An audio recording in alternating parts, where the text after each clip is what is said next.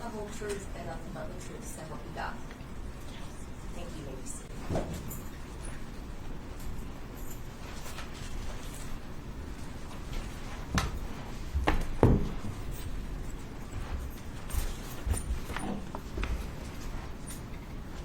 Mr. LaTour. Thank you, Your Honor. Ms. Torres, when you get a moment, just make yourself as comfortable as you can be, okay? And tell the judge your name, please.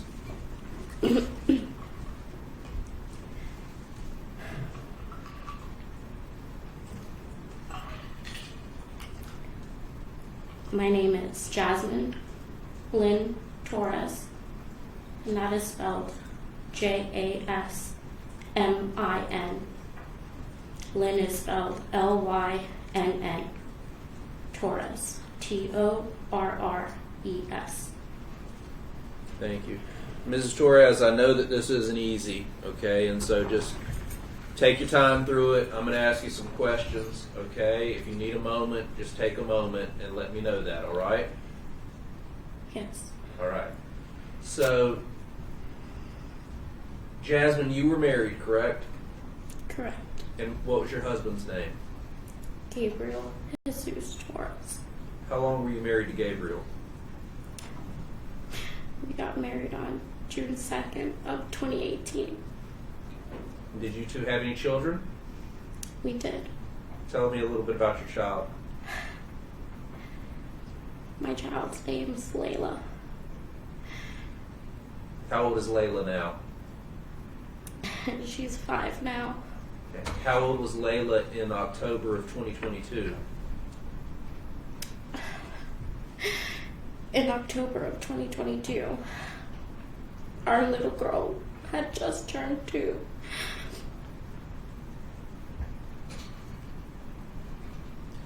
And where did you live with Gabe? Did you call your husband Gabe? I called him Gabe. All right.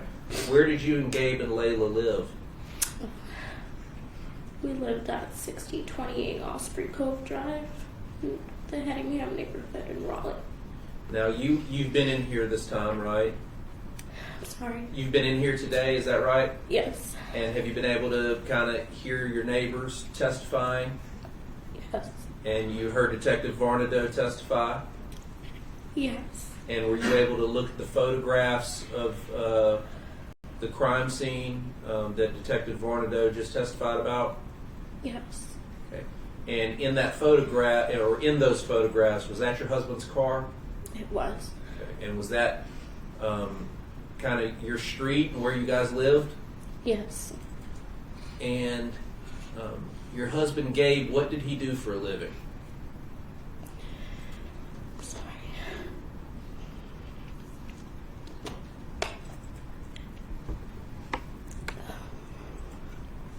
My husband was a police officer for the city of Raleigh. And was Gabe supposed to work on October the 13th of 2022? Yes, he had an overnight shift. And when you have an overnight shift, does that mean you have to go in around 6 p.m.? Yes, he would have had the 6 p.m. to 6 a.m. shift. So he would have to go in before 6 a.m. or 6 p.m. so that he could get there and get ready. Is that right? Yes. Now, Gabe, did he wear his uniform into work, or did he change once he got to work? That was a day-by-day decision on his behalf. He was in the Marine Corps prior, and they're taught not to leave home wearing their uniform. Their uniform is to be only worn on base. So his Marine mentality carried into his police mentality, and it took him some time to break away from that. But for the most part, he didn't like to wear it out as an identifier, but I believe he got comfortable as the year went on, just being neighborly with everybody, and so sometimes he would wear it out, but most times no, he would get dressed at the department. Okay. And you saw Mr. Poole testify, is that right? Yes. Okay. Did he live near you guys? Yes. saw Mr. Green testify, Roderick? Yes. And did he also live near you guys? Yes. We saw those kind of photos. Are they townhouses that surrounded that part of the cul-de-sac? Yes. Do you still live there? I do not. And did you leave after this? Not immediately. I officially moved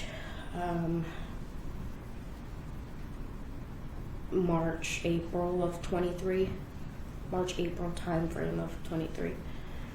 So several months after. Yes. On the day that Gabe was killed, okay, I want to talk to you about that. Can you kind of walk me through what you were doing that day before all of this happened?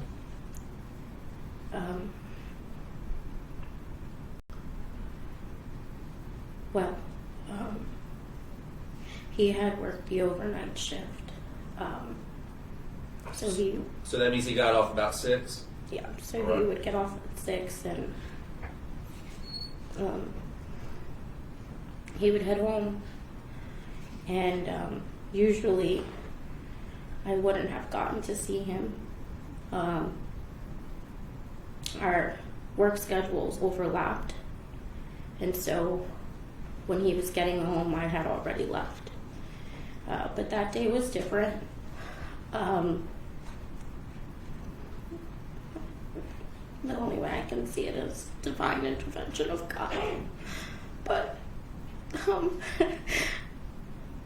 I was running late for work and trying to get the baby ready to take her to the babysitter, trying to get myself ready. And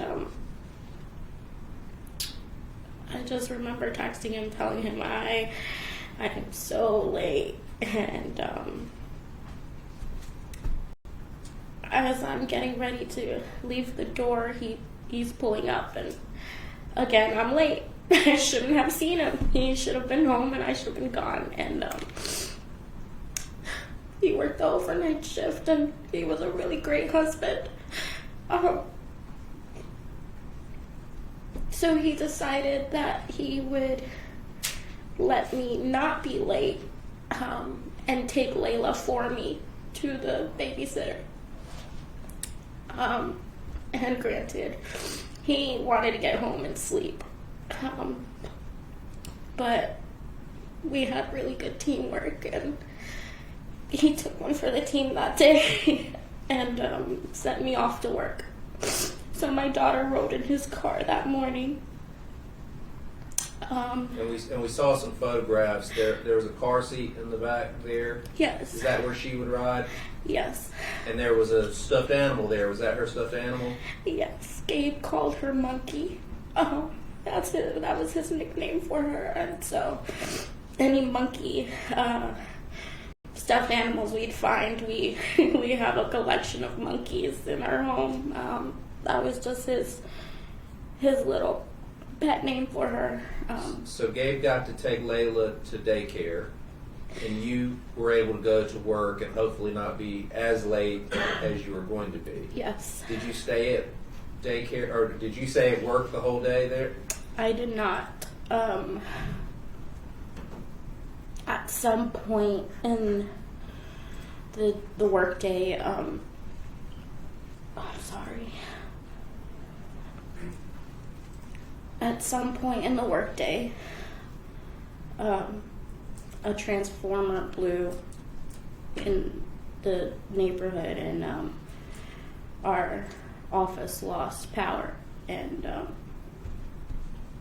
again, divine intervention. I just, everything just happens the way it's supposed to. But my manager went around after some time of trying to get the power back on. They realized we're going to be there all day just sitting there and doing nothing. So they told anyone who had the capability of working remote, which I did, that they were free to go home to finish off the workday. And so I said, okay, packed my things and and headed home, and that was around noon. So when you got home, did you go and pick Layla up at that point? I did not, because I was going home to work. So, yeah, I'm not picking up a toddler until I have to. That's fair. But, So you get home, and is Gabe at home when you get there? he is. He was sleeping because he worked the overnight, so he was getting his rest. And then I was able to, when he woke up, give him a hug and be with him and spend some time with him that I wouldn't have gotten if the lights didn't go out at work. At some point in that afternoon, did you have to go pick Layla up from daycare? I did. And did you drive to go do that? I did. And when you were going, do you remember around what time that would have been? Maybe like 4:30. Maybe right before 4:30. I can't. But close to the 4:30 time. And what maybe kind of- a little bit before. Right around 4:30, before, a little after, but Yes. somewhere there. What kind of car did you have? A burgundy Kia Sorento SUV. SUV type. And when you went to go pick up Layla from daycare, what was Gabe doing? Gabe was, well, when I was leaving to go pick her up, he was probably starting to get ready for work. So, shower. Yes, he went to go shower because I remember him showering and me giving him a hug again. And I told him I was leaving to go get Layla. And did you go get Layla? I did. And when you picked Layla up, you were coming back to the house? Yes. Did you think that at that point you would get to see Gabe again? Absolutely. I mean, I was already spoiled for the day, got to see him in the morning and got to see him in the afternoon, so I was hoping to see him again before he went to work. And when you got back into the neighborhood, did you call Gabe? I did. And why did you call Gabe? Initially I called him to see if he had left yet, because I was trying to get there to see him. Annoying wife things, like I couldn't get enough of him and I wanted to see him. But he had told me like he was leaving for work, that he was heading out, and during that call, we both heard gunshots happening. Did you know it was gunshot when you heard it? No. What did it sound like to you? Just honestly, I like metal. I can't even really pinpoint what I felt during the call, what it felt like, the sound, but it just didn't feel right. It was just some weird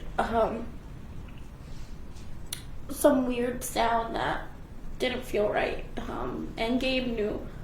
I'm sure Gabe knew, and so he told me to be careful and that he was going to check it out.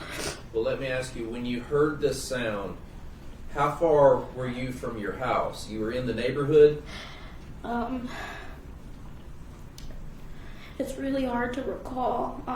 I just have so many flashbacks from that day, but Well, let me ask you this way. I keep seeing a stop sign, so I'm thinking I'm in, either approaching to enter Hedingham or at a stop sign in Hedingham. I can't recall.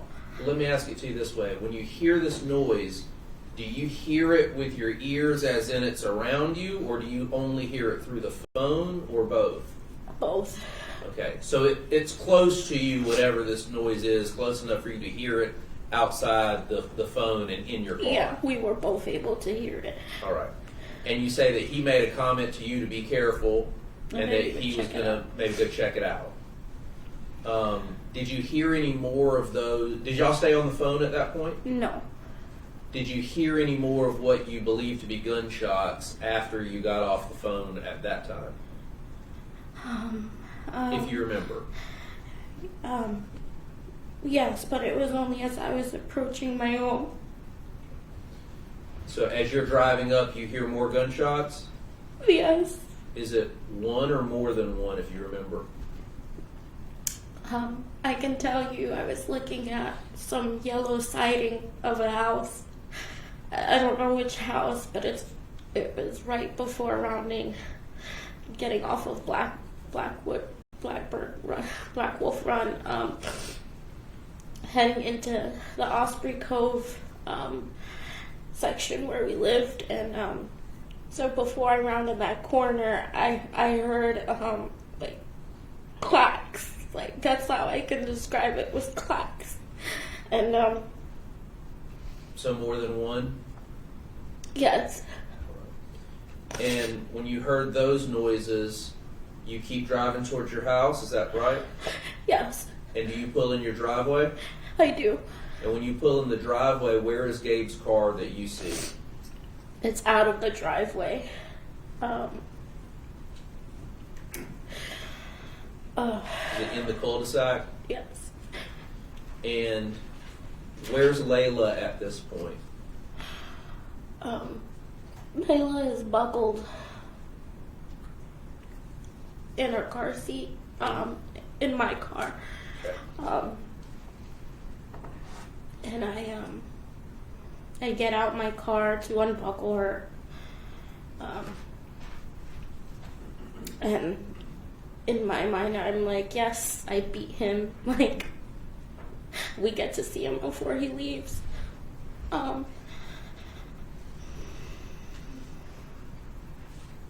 As I'm unbuckling her, I realize that he's not walking to the car. And Was that unusual? Would he come and help you try and get Layla out of the car and things like that? Again, this wasn't a usual day. I wasn't supposed to see him, and he was supposed to be gone, and I wouldn't have seen him that day. So, but it is unusual that my husband didn't take the opportunity to come see us. So when I noticed he wasn't moving, I was kind of getting frustrated. Wife frustration, like, hello, what are you doing? So at that point, I stopped unbuckling her, and I peek to see what's going on. Can you see anything over where his car is? I just see his car, and then I see what my brain registered as 2 wet leaves on the front of his vehicle. On the windshield? On the windshield of his vehicle. And then I proceed to, I just get a little frustrated, and then I just proceed to unbuckle Layla, because at that point, I'm like, well, I'm just going to bring her to, since he's being lazy. Like, he's not getting out the car. So I'm unbuckling her when my brain is registering that it wasn't 2 wet leaves on the front of his car, and that it was, in fact, bullet holes, what I believed, because I hadn't seen that before in my life. And so do you leave Layla in the car?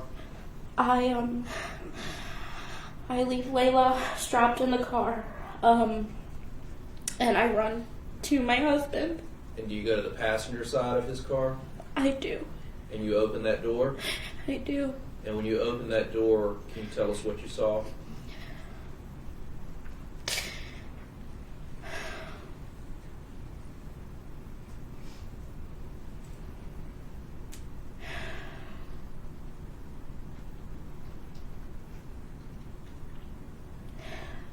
I saw my husband.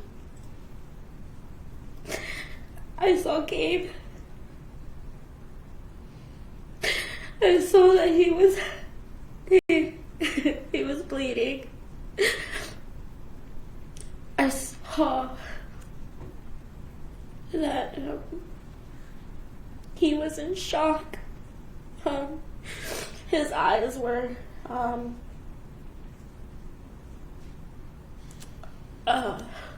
I can't even describe it. Were you able to tell if he was still alive at that point? He was still alive. His left leg was shaking up and down. I tried to stop bleeding, so I had my fingers in every wound that I could get to. And I used my other hand to prop up his neck because he kept falling down. And I wanted to keep his airway as open as it could. I was trying to help him so that he could breathe because his lips were turning blue, but he was alive because I felt his pulse when I had my fingers. He was alive. And while you're trying to help him, do your neighbors come to try and help you? Yes. Was that Mr. Poole and Mr. Green? Yes. The way I remember it, I screamed for help, and Broderick appeared, and I immediately asked him to take my baby, because as a mom, that's the first thing. I just wanted to make sure she was okay and safe, and I didn't want her to see what was going on. So him and Maya take the baby, and then Brod comes back and he's helping me, and I asked him to help me rip Gabe's shirt because I wanted to try to. I didn't know what I was doing, but I went into some type of leadership role that I never signed up for. And I just wanted to do everything I could to save my husband's life. And was he able to get the shirt off eventually? yes, he was able to rip a good part of Gabe's shirt. Did you continue to try and stop the bleeding at that point? I did. I did until my hands were tired. But I did until Raleigh police showed up and EMS showed up, and they were able to. I was able to back off of Gabe and let the professionals do what they could do. And they transported Gabe to the hospital? Yes.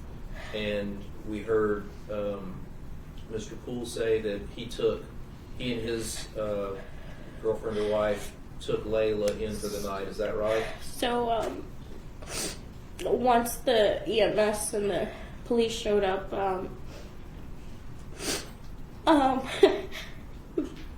this leadership role just things kept popping up in my mind, and I just said, okay, Layla, we need to figure out Layla. And as a mom, I made the decision to remove Layla from Broderick and Maya's home and transfer her to Dustin and Marissa's home because her best friend, which is Dustin's 2-year-old at the time, lived there. And as a mom, that's during this chaotic time, that's where I wanted her to be. You felt like that was the best place for her? I felt like that was the best place. She could have fun. She can play with toys and be around familiar friendship with her little friend Denver. And that was the first time, like Dustin said, that I had ever left my daughter in anyone else's care, and it was forced upon me. But it was a decision I'm glad I made, and she was safe. At some point, did you have to go to the hospital? Yes. And is that when you found out that Gabe had passed away?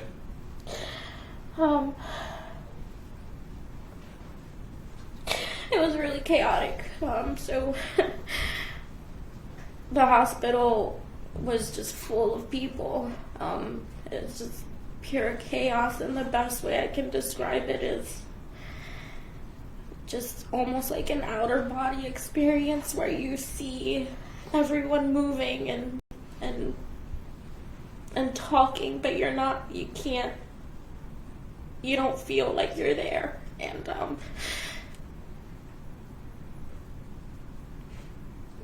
Is that? But while you're there, did you find out at that point about Gabe not surviving?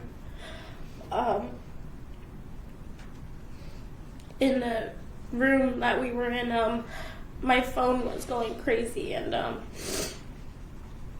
before anyone could actually confirm that my husband died, one of the WRAL notifications came up on my phone, and that's when I learned that my husband didn't make it. So before the doctors could even speak to you? Yes. So the media broke it to me first. And at some point you go and are able to tell the police officers and detectives what you saw and what you just told us? Yes. I know that this is a tough situation for you to come into here and have to relive this, and I appreciate you sharing with the court and with us what you experienced. And I know that it has been a life-changing experience for you, but can you tell the court what effect this has all had on your life and what you would like to see come of this hearing? I just have a question. Is this my, If you've prepared a victim impact statement and want to share that with the court, now would be the time that you could do that. I don't have it prepared. I wasn't expecting to do that today, but If you would like to wait, we can wait and you can do it at another time. yes, please. All right, well, let's do that then. Okay? But I will say,